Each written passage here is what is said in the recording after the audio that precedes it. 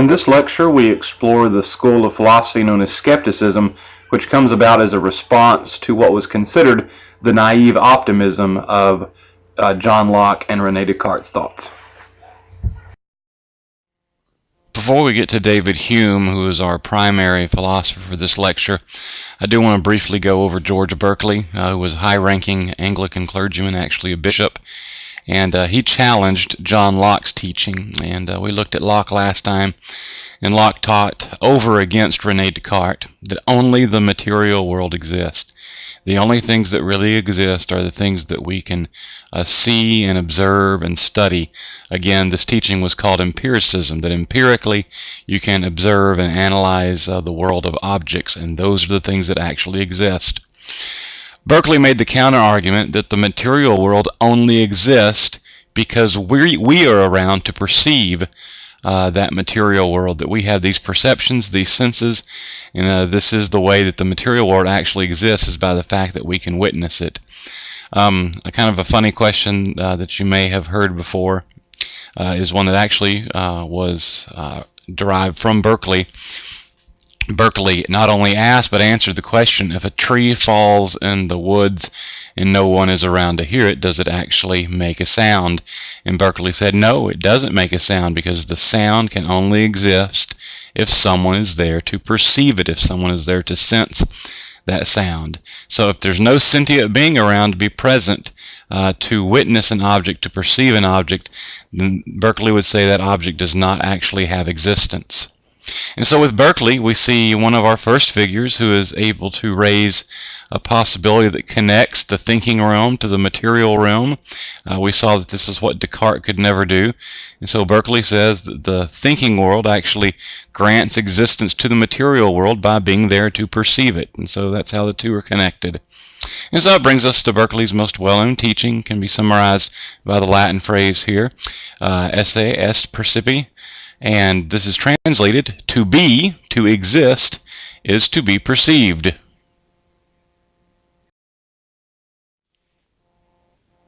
Soon after Berkeley's time, we come to a very significant philosopher for the 18th century. It's David Hume. As a matter of fact, David Hume would have probably gone down as the most important and influential philosopher of the 18th century, had it not been for a man who came after him and initially began by building upon the teachings of David Hume and then would take things in a slightly different direction. Hume would be alive to see some of the seminal works of this younger man and would be quite critical of him. His name is Immanuel Kant, and he'll be the subject matter of our next lecture. Hume's philosophy is what we refer to as skepticism, because he was skeptical about how confident Descartes and Locke were that they could know all of the things they claimed to know. Hume was critical whether it was Descartes' inward turn to rationalism or Locke's outward turn to empiricism. He thought that both men were claiming to know far more than a human being could know. Hume, as you can see, was quite pessimistic about human capacity for knowledge. Now, Hume challenged the four basic authorities that philosophers had turned to in order to claim truth and knowledge. Two we've already just looked at. Reason was claimed to be the source of knowledge and truth for Descartes, and Hume challenged that.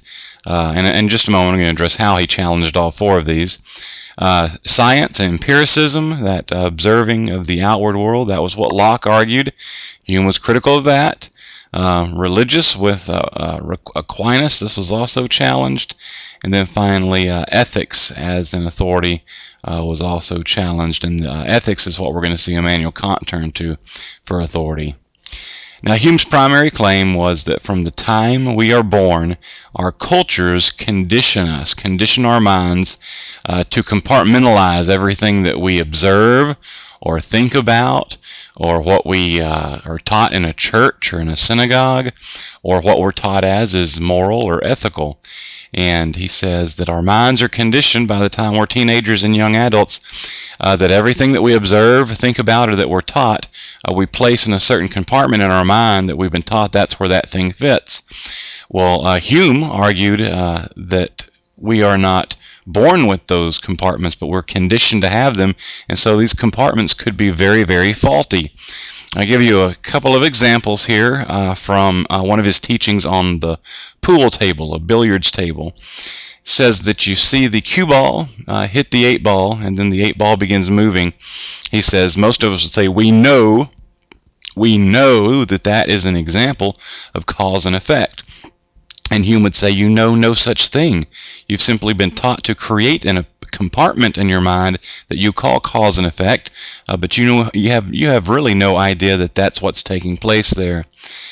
He would also take just the cue ball and say, you would say that this object is white and round, and he would say you don't even know what those two words may actually mean, that they're just signifiers. They symbolize something that represents a compartment in our mind, one of them called color, the other one called shape. And he would say, certainly within the compartment, compartmentalization in your mind that your culture has taught you, that's true, but you don't know that that's actually knowledge because you've been conditioned to think in that way.